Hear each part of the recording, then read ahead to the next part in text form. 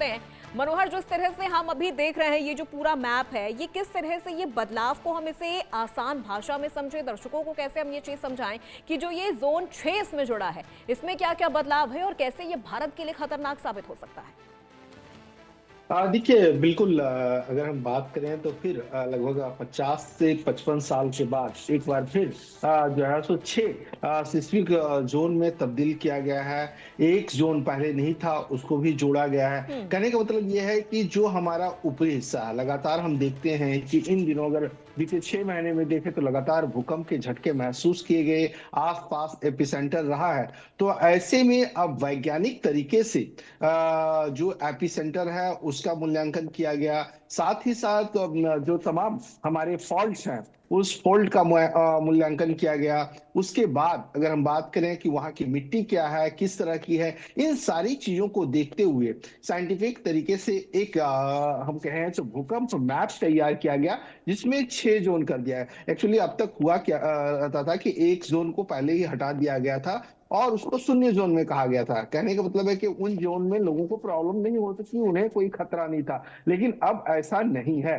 अब आप देखिए कि अरुणाचल प्रदेश से लेकर के जम्मू कश्मीर तक जो पूरा ये ऊपरी हिस्सा है हमारे भारत का, अब जी। इसको सिस्मिक जोन 6 में रखा गया है।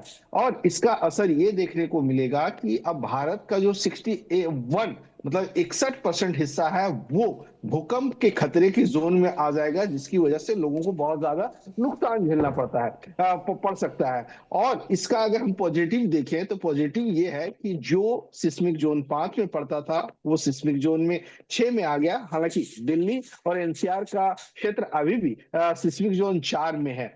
कहने का मतलब ये है कि उन इलाकों में जो निर्माणाधीन है या जो निर्माण पहले हो चुका है, जिनका जीर्णोद्धार होना है, उन तमाम बिल्डिंग्स को, उन तमाम स्कूल अस्पताल को और मजबूती मिलेगी, उस पर और ज्यादा ध्यान दिया जाएगा। साथ साथ सिक्योरिटी दृष्टि से देखें, सुरक्षा के लिहाज से, तो उन इलाकों में भी एक प्री प्लानिंग जो है तो कदम उठाया जा सकता है। कहने का मतलब ये है कि अगर हम देखें पंजाब का कुछ एरिया, हरियाणा का कुछ एरिया और वहीं आपका यूपी का 2 ऐसे शहर है, सहारनपुर, ये सब एरिया जो है सो सिस्मिक जोन 6 में किया गया है।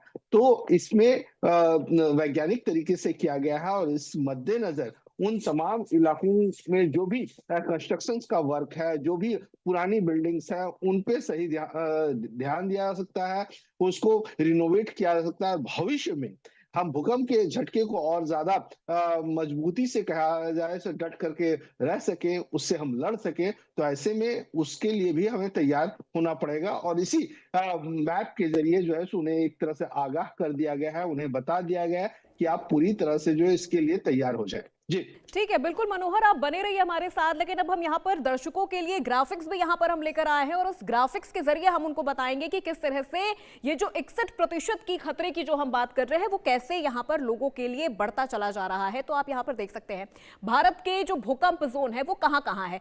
सबसे पहले अगर हम जोन सेकेंड की बात करें तो खतरा बहुत कम है, क्योंकि यहाँ पर जो भूमि प्रतिशत की बात करें वो 11% है और ये दक्षिण भारत के कुछ हिस्सों के बारे में हम यहाँ पर बता रहे हैं। इसके अलावा अगर हम जोन 3 की बात करते हैं तो यहाँ पे खतरा मध्यम है, यानी एवरेज है। भूमि प्रतिशत जो की है वो है यहाँ पर 30, और कहां पर ये है, ये मध्य भारत की हम बात कर रहे हैं। इसके बाद अब हम बात करते हैं जोन 4 की, जो कि खतरा जो है वो उच्च है, यानी एवरेज से ज्यादा खतरा है। उसके बाद जो भूमि प्रतिशत है वो 18 है और ये वो इलाके हैं दिल्ली, मुंबई जैसे बड़े शहर, मेट्रो सिटीज। जोन 5 की अब हम बात करते हैं तो यहां पर खतरा बहुत ज्यादा है, यानी बहुत उच्च है, और ये भूमि प्रतिशत है 11।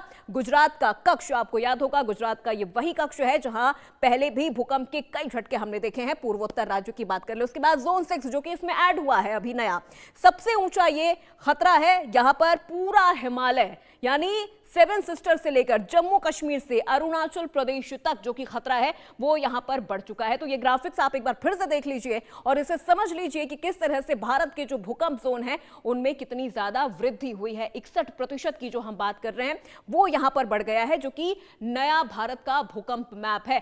ये कहीं ना कहीं दर्शा रहा है कि किस तरह से भारत में जो भूकंप का खतरा है वो बढ़ चुका है। अब हम बात करते हैं हिमालय को जोन 6 में क्यों डाला गया है। हिमाचल के जो नीचे के जो इलाके हैं, इंडियन प्लेट और यूरेशियम प्लेट हैं, इस वजह से इसे जोन 6 में डाला गया है, क्योंकि यहां पर जो खतरा है वो ज्यादा बढ़ चुका है। दोनों प्लेट्स आपस में टकरा रही हैं, इस वजह से इसे जोन 6 में डाला गया है। और कई वजह हैं, कई जगह प्लेट्स लॉक हो चुकी हैं और वो हिल नहीं पा रही हैं, यानी जो प्लेट्स हैं वो लॉक हो चुकी हैं और लॉक होने की वजह से ज्यादा ताकत जमा हो रही है, इस वजह से यहां पर जो खतरे हैं वो ज्यादा बढ़ चुके हैं। लॉक खुला तो 8 या उससे ज्यादा तीव्रता के भूकंप का खतरा है, यानी रिक्टर स्केल पर अगर हम भूकंप की बात करें तो वो 8 रिक्टर स्केल हो सकता है। हिमालय में अगला बड़ा भूकंप कहीं भी आ सकता है। बीआईएस ने इसीलिए पूरे हिमालय को एक ही जोन यानी 6 में डाला है। सिस्मिक जोनेशन जो यहां पर किया गया है, हिमाचल के नीचे इंडियन प्लेट और यूरेशियन प्लेट है। हमारे सहयोगी मनोहर लगातार हमारे साथ बने हुए हैं। मनोहर, यहां पर हमने वो ग्राफिक्स भी दिखाया है, वो मैप भी दिखाया, और ये किस वजह से यहां पर जो चीजें बढ़ती जा रही हैं, जो खतरा बढ़ता जा रहा है, वो भी हम यहां पर दर्शकों को बता रहे हैं। 61% की बढ़ोतरी हो रही है, कश्मीर से लेकर अरुणाचल प्रदेश, 7 सिस्टर्स भी हैं, और इसी वजह से इसे जोन 6 में रखा गया है। देखिए, बिल्कुल आपने ये सही कहा। अब तक अगर हम देखें तो पहले 59% भारत का जो हिस्सा था वो भूकंप के जो है सो एरिया में आता था, जहां खतरा ज्यादा था। लेकिन अब ये 2% यानी 2% बढ़ चुका है, जिसकी वजह से